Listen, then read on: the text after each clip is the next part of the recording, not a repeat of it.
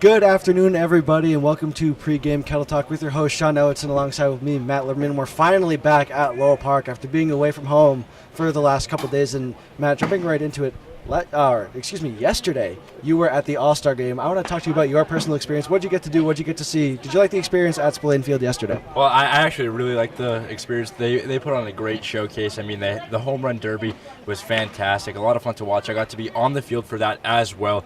Not the exact result you wanted from Grayson, but he came to hit nonetheless and had a fun time doing it. You look at the experience itself. I was a little upset that Friendly's ran out of ice cream at only 5 o'clock.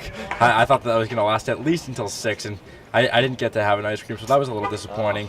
But, again, nonetheless, a good experience all around for the fans. A lot of coverage. There were 7,000 people there. Wow. So absolutely incredible numbers. By far the largest audience in attendance for any Cape League game this season. So people came to play.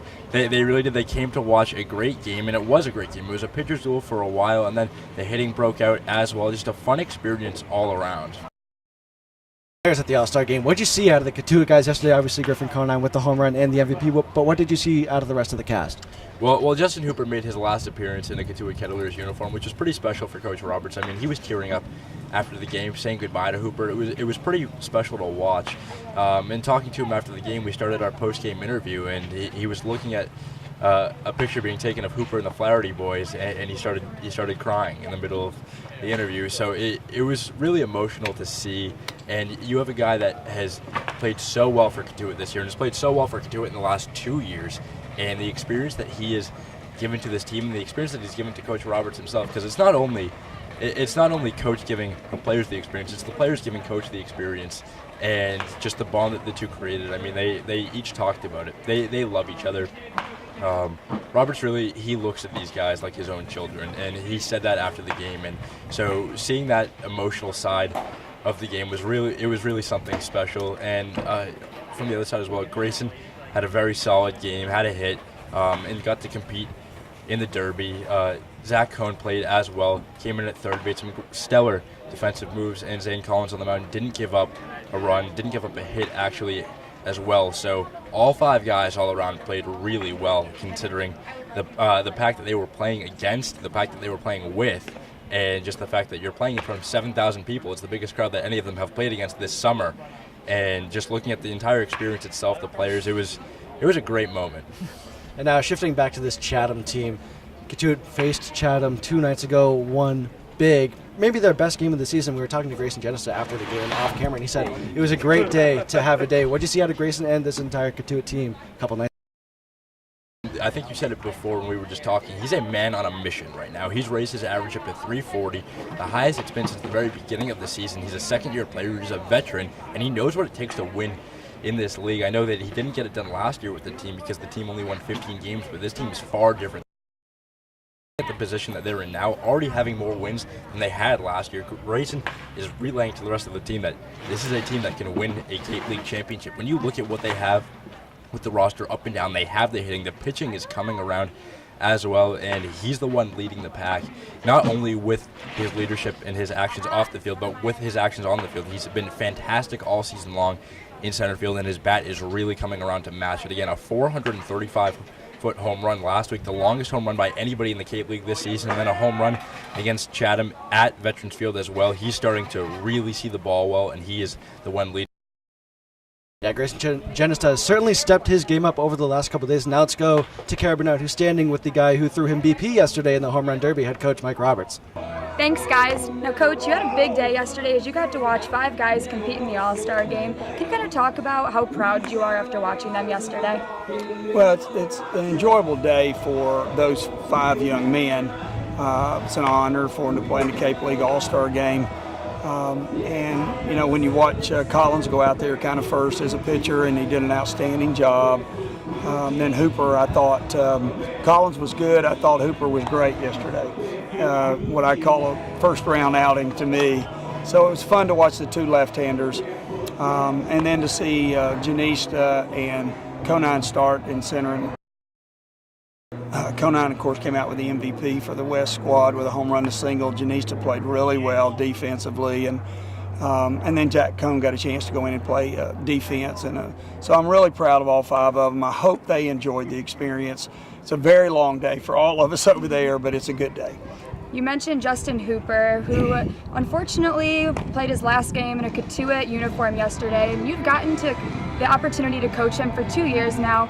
Did you talk to him after the game before you guys kind of departed, and what were some things that you said to him? Yeah, we did talk, and shared the 2 summers a little bit and the relationship that we've built, and then he texted me today with some details about what we kind of talked about. But the most important thing for me was, I just shared what a gentleman he is and how mature, and we've used the book Chop Wood, Carry Water this summer, and Justin really understands the detailed process of improving, and he bought into what we teach here on the mound, and it's just hard to see him go. Again, it's like a son leaving. I understand, a lot of guys have to go because of pitch count. He's in summer school, but it's difficult not because of the win-loss and potential to help you maybe win a championship. It's more the relationship, and you miss these guys when they leave a lot. And so I miss Justin personally, and the team will certainly miss him.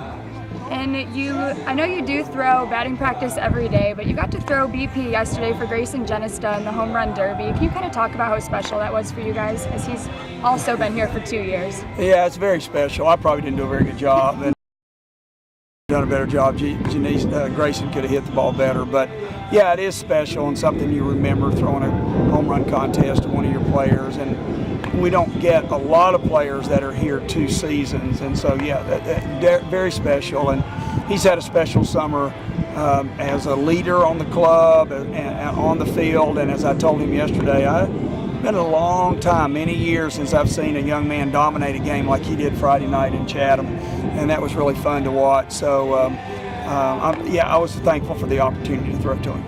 And you guys do have another big day tomorrow, as you'll be Fenway for Scout Day. Can you talk about how cool it is that Fenway and the Cape League kind of collaborate and make this day happen for the players tomorrow? Well, they all love going up there and having the opportunity to swing the bat in Fenway. And I have a lot of memories of my son playing there, as well as that's where I met Theo Epstein and Jason McLeod and Jed Hoyer and all the gentlemen that I work for now in Chicago when I'm not here. So that brings back a lot of memories as well. But most important aspect for them to go have fun, swing the bat, hit a ball off the green monster, maybe hit one in the bullpen if you're a left-handed hitter, and those memories will last forever. Well, thank you, Coach. Good luck today. All right, thank you.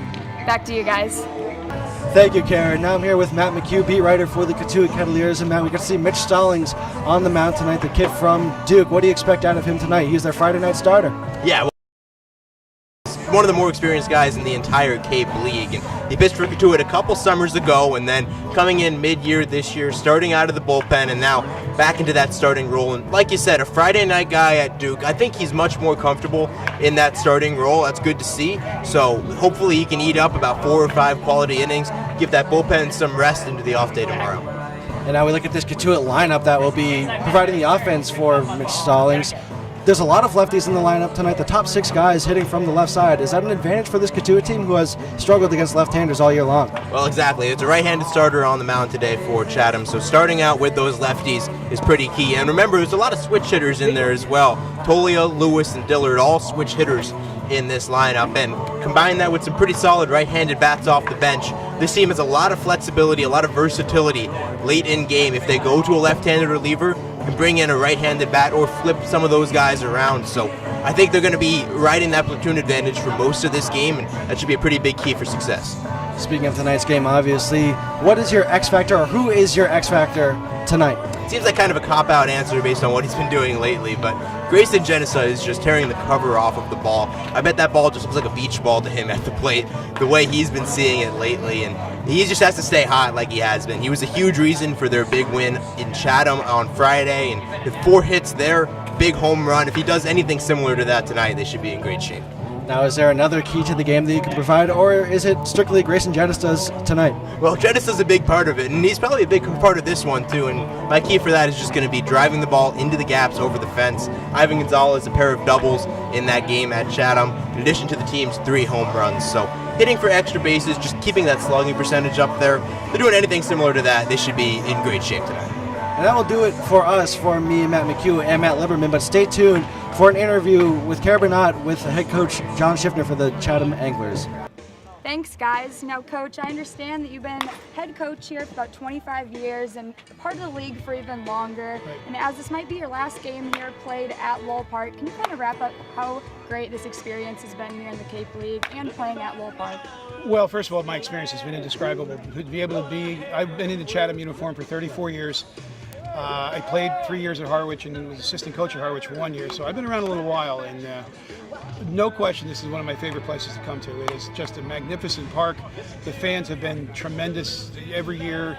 It's a great place to come. I really enjoy it. I love the 5 o'clock game too. You get home a little earlier, but there's a lot of fond memories for me here, just being here for as long as I have been. And just, it's very, very, I would say surreal, melancholic, just, I'm going to miss a lot of things, and definitely will miss Lowell Park. And I'm not saying that just because I'm sitting here talking to you. It is a special place for anyone who comes here.